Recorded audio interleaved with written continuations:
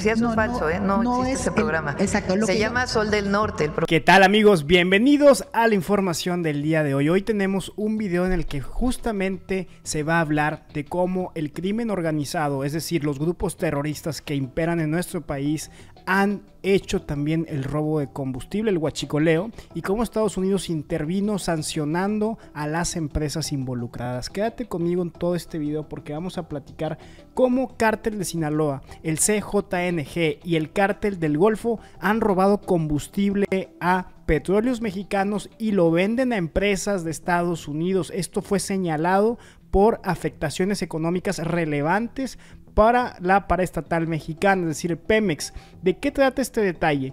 Al menos 3 grupos del crimen organizado son identificados como posibles participantes de este esquema. Así lo dio a conocer el propio gobierno de los Estados Unidos y aplica sanciones que designa como narcos significativos a huachicoleros del Cártel Jalisco Generación. También esto se suma a la captura de La Güera. ¿Quién es La Güera? Es un presunto operador.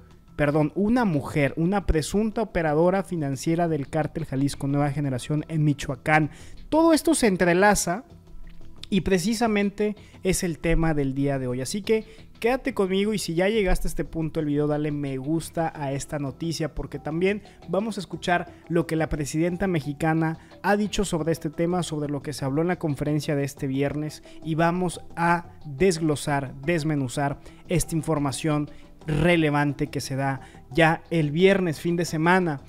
Las autoridades investigan las futuras conexiones de La Güera con otros hechos recientes del Cártel Jalisco Nueva Generación. Se dio a conocer un operativo precisamente en conjunto llevado con fuerzas federales y estatales para detener a Leslie N., conocida como La Güera, quien es señalada como la presunta operadora del Cártel Jalisco Nueva Generación en el estado de Michoacán.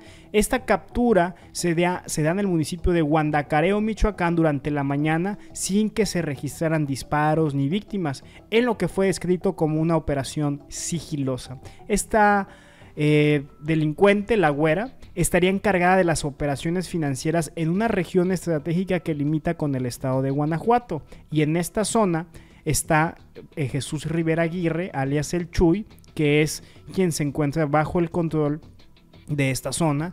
Fue liberado en marzo tras una decisión de un juez federal. Por eso, ojo, urge la reforma de urge ya las elecciones, ya la reforma se aprobó. Sin embargo, todo esto se descubre que está vinculado a uno de los temas de este presente video: cómo empresas de Estados Unidos adquieren gasolina huachicolera y se distribuye en los Estados Unidos. Un hidrocarburo asegurado en Veracruz en diciembre del 2024 es lo que vemos ahora en pantalla, porque se vendía como chatarra según en los Estados Unidos. Al menos estos 3 grupos del crimen organizado identificados como posibles participantes en un esquema de robo de hidrocarburo, actividad denominada como el huachicol, para comercializarlo con empresas en Estados Unidos, según señala este informe de la Red de Control de Delitos Financieros, el FinCEN, por sus siglas en inglés, donde comparte antier 1 de mayo, este documento en la que se descubre la operación de grupos criminales para realizar transacciones de hidrocarburo en la zona de la frontera. El documento dice lo siguiente: los cárteles utilizan intermediarios mexicanos cómplices en la industria del petróleo y el gas natural para contrabandear y vender petróleo crudo robado de petróleos mexicanos a pequeñas empresas de Estados Unidos de petróleo y de gas natural, también cómplices que operan cerca de la frontera suroeste de los Estados Unidos. Es por eso que Estados Unidos aplica sanciones y designa como narcos significativos a huachicoleros del Cártel Jalisco Nueva Generación. Estos nuevos designados y sancionados por la OFAC son César Morfín, alias El Primito, y los hermanos Álvaro, Noé y Remigio Morfín. Estos que vemos en pantalla son los encargados de toda esta traba, y por eso El Primito, así su alias, son sancionados porque los descubren. El propio Departamento del Tesoro de los Estados Unidos, por medio de la Oficina del Control de Bienes Extranjeros, aplicó sanciones y designó como narcotraficantes significativos a este grupo de huachicoleros y empresas ligadas al CJNG. El gobierno de Donald Trump develó que los huachicoleros sancionados son una célula del Cártel Jalisco que controla para la organización criminal la región del estado de Tamaulipas, la frontera con Matamoros y Laredo, en donde usan a empresas fantasmas para lavar dinero. Quienes vemos en pantalla son estos hombres designados por el cártel y, como vemos en pantalla también, se ve cómo se distribuye estas maniobras para lavar dinero, para contrabandear gasolina, y es la OFAC quien descubre el modus operandi en Tamaulipas de estos hermanos, los Morfín, y los define en 5 pasos. Primero, el huachicoleo de petróleo en Pemex en Tamaulipas. Después, el almacenamiento de dicho petróleo en tanques dentro de los territorios tamaulipecos controlados y dominados por el Cártel Jalisco Nueva Generación. Y tercero, el trasiego del crudo a Estados Unidos por medio de pipas que registran su carga como desperdicio de aceite. El cuarto y quinto paso son los siguientes: almacenan este petróleo robado de Pemex en ciudades como Houston, Dallas, por medio de importadoras de Estados Unidos cómplices de este grupo criminal. Y por último, esta venta y distribución de este petróleo robado a importadoras de Estados Unidos que lo revenden en el mercado energético nacional e internacional. Así las cosas con los delincuentes que tienen nexos con grupos, con empresas de Estados Unidos, y así los descubre el gobierno de Estados Unidos. Esto se aúna a la captura de la güera. Amigos, quiero que escuchemos parte de la respuesta que la presidenta mexicana hace en la conferencia matutina. Hoy habló muy poquito, pero es importante que escuchemos los temas de los cuales habló. Así que vamos a escuchar parte de la conferencia matutina. Te repito, apóyame con tu me gusta, estamos muy cerca de llegar al 1,000,000 de suscriptores y todo es gracias a tu apoyo. Escuchemos esto que responde nuestra presidenta mexicana. El turismo. Sí, por supuesto. Es uno de los temas que no se presentaron aquel día que presentamos el Plan México, el 3 de abril creo que fue, ¿no? El 4 de abril. Lo estamos incorporando, obviamente. Les doy algunos datos del Tianguis Turístico. Sí. Recibió récord Guinness 2025 por ser la edición con mayor número de asistentes a una feria de turismo nacional, con 7,395 personas registradas. Contó con la asistencia de 8,781 personas de 46 países que concentraron negocios con 3,957 expositores, 1,187 empresas y 1,773 compradores, 69% provenientes de Estados Unidos y Canadá. Además, es el primer tianguis que se hace binacional. Exactamente. Se lograron 71,882 citas de negocios, de las cuales 50% concluyeron en venta, beneficios económicos al Estado, generó una derrama económica de 1,380 millones de pesos, una ocupación hotelera superior al 90% y se consolidó como la edición con mayor pernocta en la historia.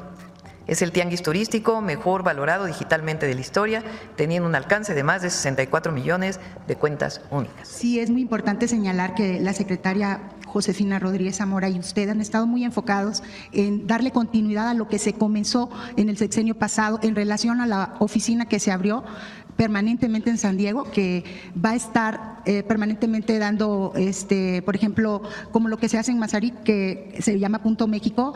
Cada mes se va a estar promoviendo el turismo de México en ese país, lo que va a generar una derrama económica porque se vio el interés. Nosotros asistimos y vimos el interés, Presidenta, de que al ciudadano común no le está interesando las relaciones quizá no muy…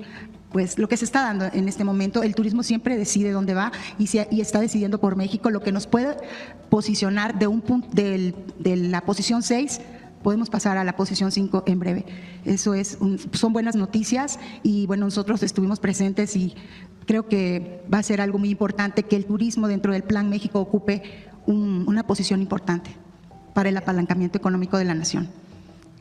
Por segundo, en otra situación, Presidenta. A partir de la implementación de las leyes secundarias decretadas el pasado 18 de marzo, se ha venido avanzando enormemente en la recuperación del terreno perdido en relación a las actividades de Comisión Federal de Electricidad. Recordemos que desde el sexenio pasado se ha venido recuperando esta soberanía de un 55 a un 55%, lo que se traducirá en beneficios importantes para la recuperación de lo que ya se había perdido, lo comentaba en sexenios anteriores.